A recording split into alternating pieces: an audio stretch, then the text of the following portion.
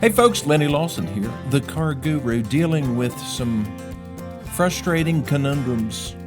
Yes, I've got a couple issues. One of them is my issue. I bought a 1934 Ford Deluxe Phaeton. As I said a couple episodes ago, a Phaeton is a four-door convertible. Of course, Lincoln made four-door convertibles.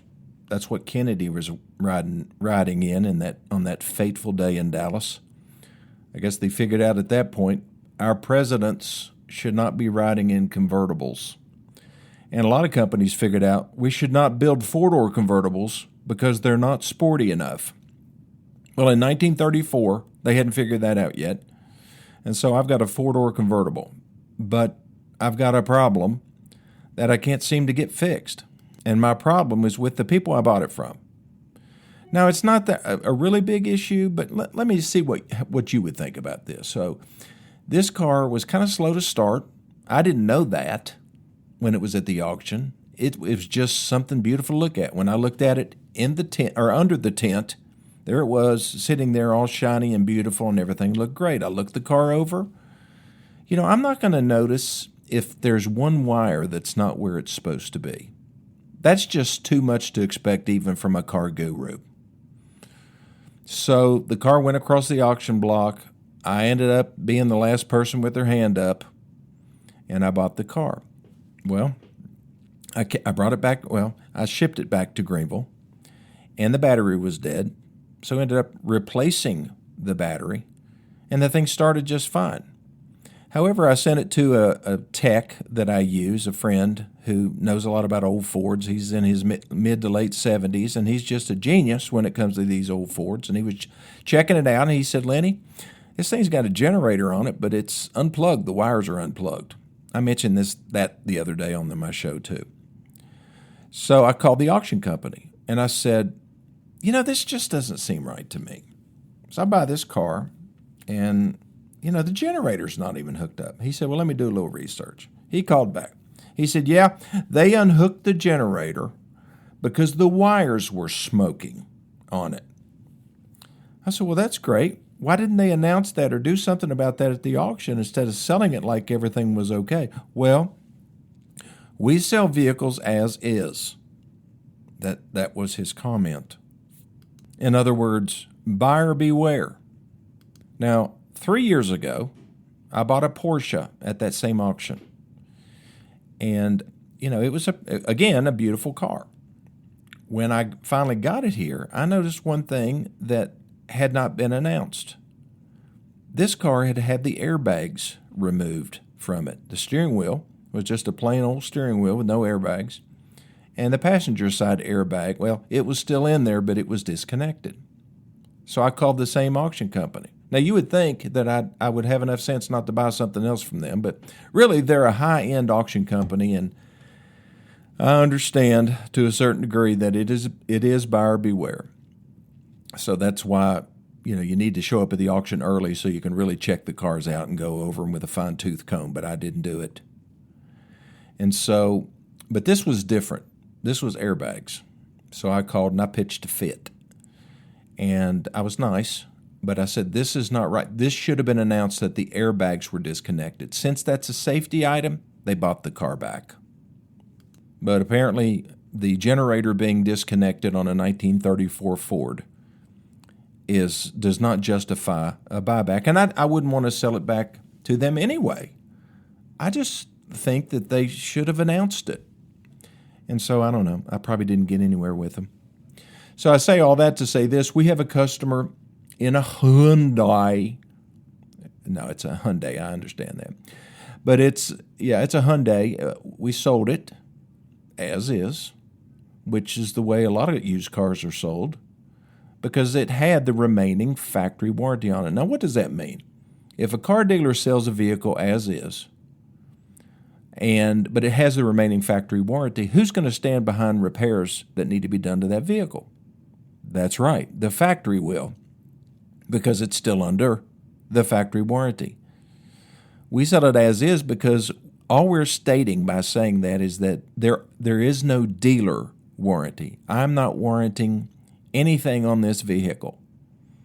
It is still kind of just like any other dealership you go to, or it is buyer beware. I mean, even if you buy a vehicle from a car dealership, a used one from a new car dealership that has a 90-day warranty or a 6-month warranty, it doesn't cover everything. It's a limited warranty. That's what that means. It's limited to something. It could be a powertrain warranty, which would just be the engine, transmission, drive axles, anything that's lubricated with oil. Or it could be very limited as far as term. I've seen some used car places have 30-day warranty. But what does it cover? That's what you have to ask. What am I protected from? Beyond that period, it's as is. Now, what happens if you buy a vehicle? This is an interesting part of the law. If you buy a vehicle, well, at least it is in the state of Tennessee, you buy a vehicle as is. A month later, something happens. You take it back to the dealership, and out of the goodness of his heart, he doesn't have to. He fixes that issue at no cost to you. Guess what? That vehicle now has a warranty on it. It's called an implied warranty. There are limits to how long an implied warranty is applicable, and that would vary by state. But don't be surprised if you take your vehicle back to the dealership and ask them to do this one little thing, and they say, "I'm sorry, we can't do it. You're going to have to pay for it. We sold it to you as is." You're going to be upset. I get it. Now, the dealer can have you sign an implied warranty waiver. And as long as you don't do that under duress, you're probably fine. Okay, I'm going to take my first break, and we'll continue in just a minute.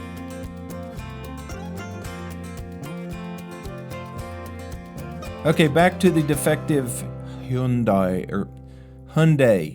Rhymes with Sunday. I think that's what they said. So we sell this car as is, and it has remaining factory warranty on it. But where do they bring it when it's got a check engine light on? They bring it back to us because that's what we want them to do. I said that before as well. So now it's been back to the Hyundai dealership 2 times for the same problem. Now it's back. They said it's fixed this second time as well.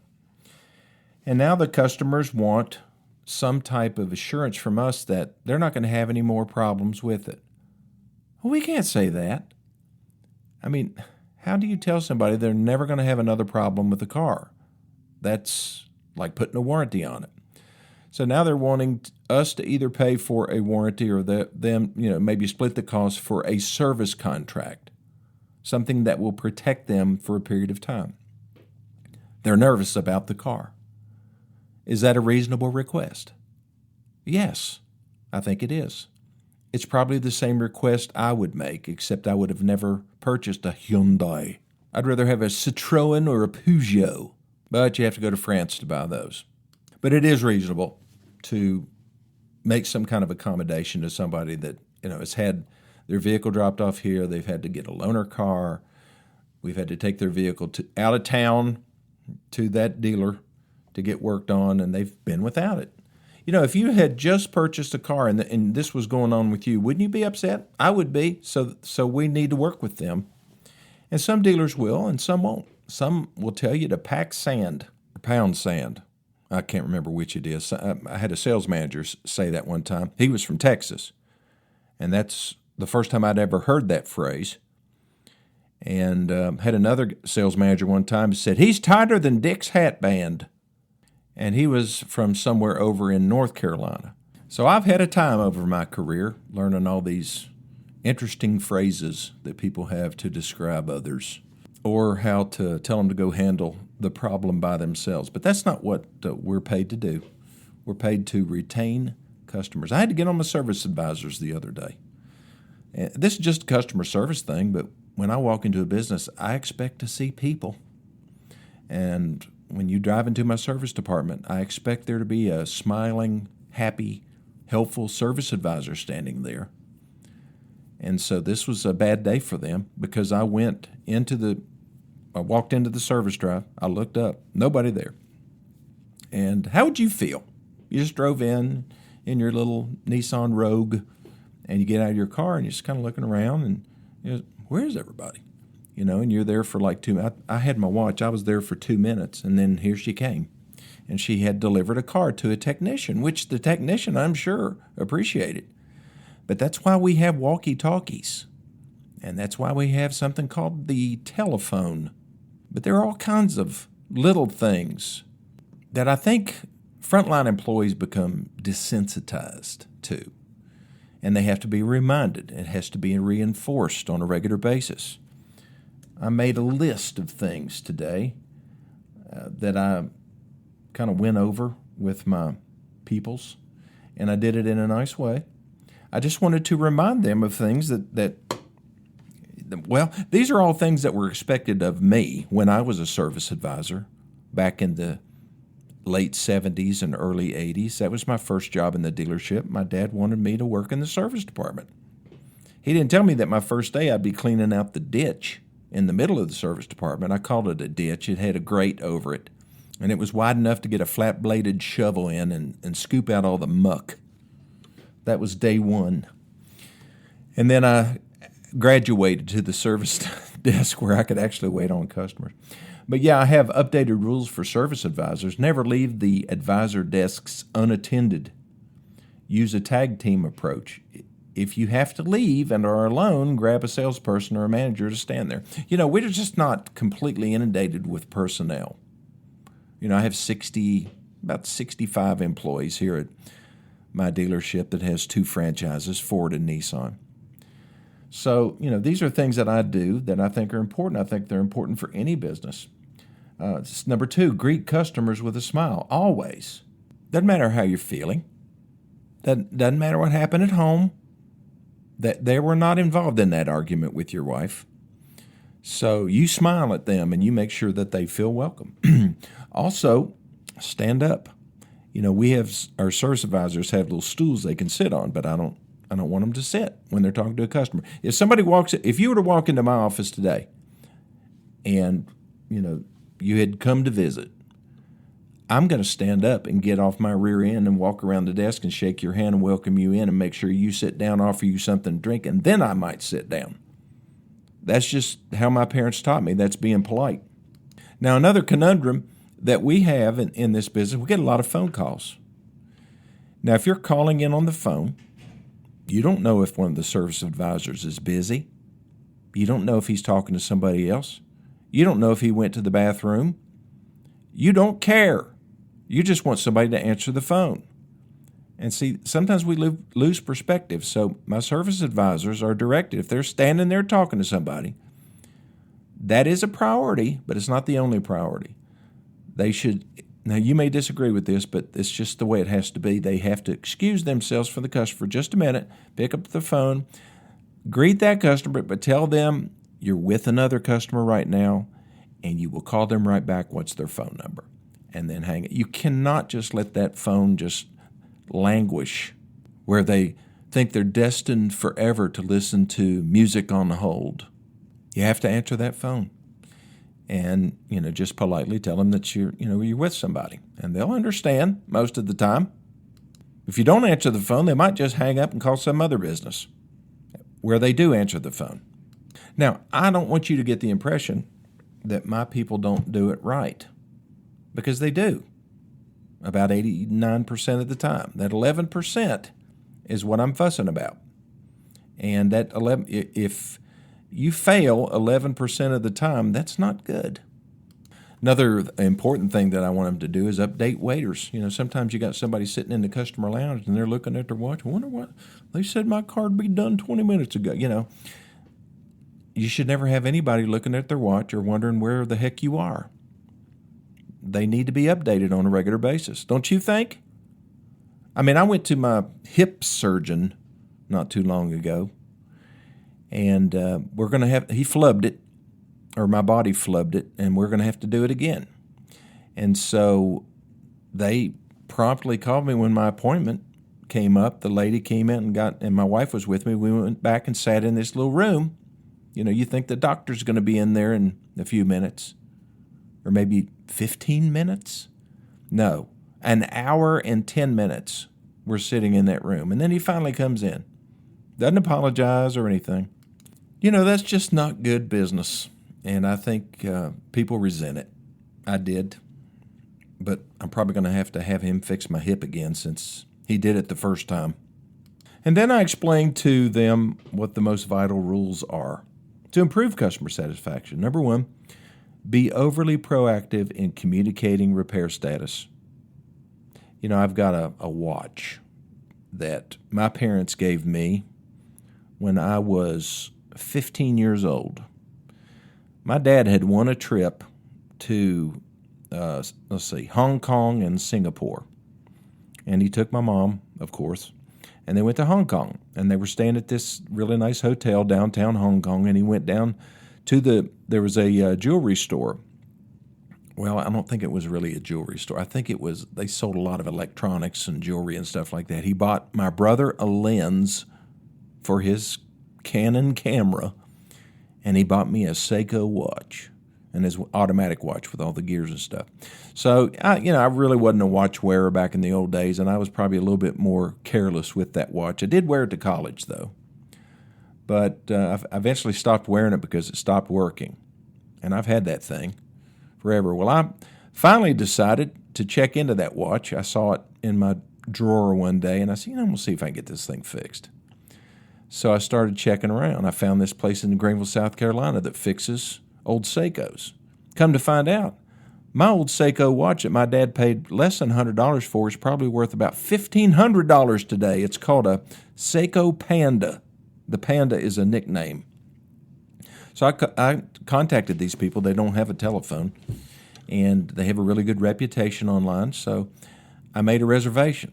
It cost me $60 just to make a reservation to get the watch fixed. Now, I've sent that guy probably 5 emails. It's been like 3 months. Haven't heard a word. When can I send my watch? Just give me some feedback.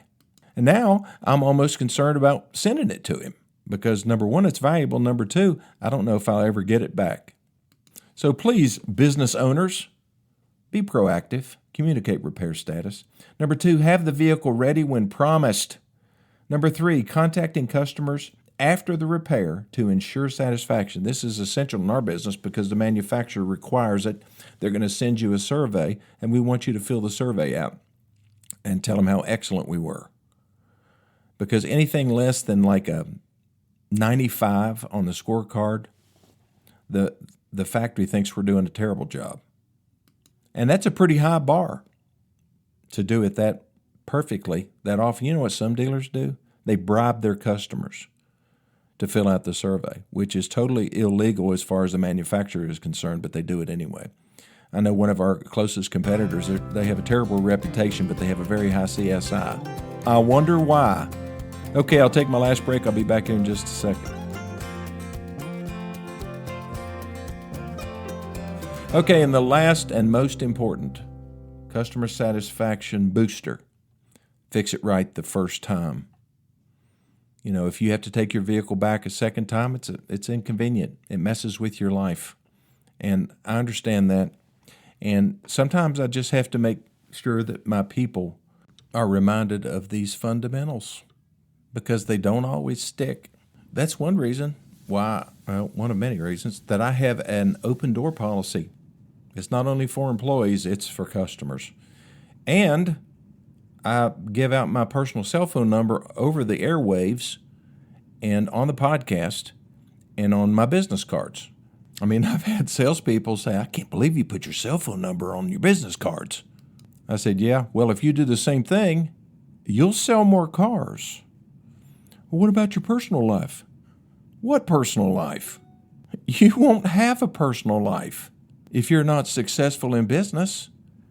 And how do you get successful in business? Helping people buy cars.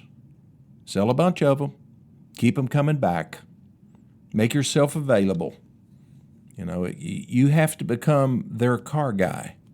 I had a young man send me an email. Let's see, when was this? March 22nd. He introduced himself and said that he was interested in buying a car, and he's trying to get it within a certain budget, and he wanted me to check out some different vehicles that he had found. Well, by the time he sent me the email, those vehicles had been sold. So, he was wanting some advice on how to move forward with a car purchase. Now, if any of my people or any salesperson at any dealership develops that type of following, that type of reputation, they'll never have to work another day in their life from a standpoint of developing new prospects, because all of their business will be repeat and referral. One of the most famous examples of that is in East Tennessee. His name was Chip Thomas. He worked at Bill Gatton Honda up in Bristol. Chip would sell 30, 40 cars a month and never have to prospect it one bit, never had to go work the lot, never had to stand out there in the hot sun waiting for somebody to drive up hoping they want to buy a car. Everybody that wanted to buy a car from Chip Thomas made an appointment and came in and bought cars from him. His dad was in the car business at Bill Gatton up at the Chevy store, Shorty Thomas. He operated the same way. The best salespeople stay close to their customers. They get repeat and referral business. And that's how they succeed when others fail, others come and go. And there's not 5% of the salespeople out there that are going to look at it that way. So if you find a good one, good salesperson that you trust, a good dealership that you trust and have confidence with, stick with them. You know, they may not have the exact vehicle that you're looking for. You may want a Honda Pilot and all they have are Chevy Equinoxes. But if they take good care of you, then, you know, there's value in that. You may not value that as much as I do, but I tell you what, you'll value it when you need it the most. Well, thanks for listening to this edition of My Car Guru, and if you have any questions, call me 423-552-2020 or send me a text. That's even better. Or an email to LennyLawson2020@gmail.com, and I'll see you next time.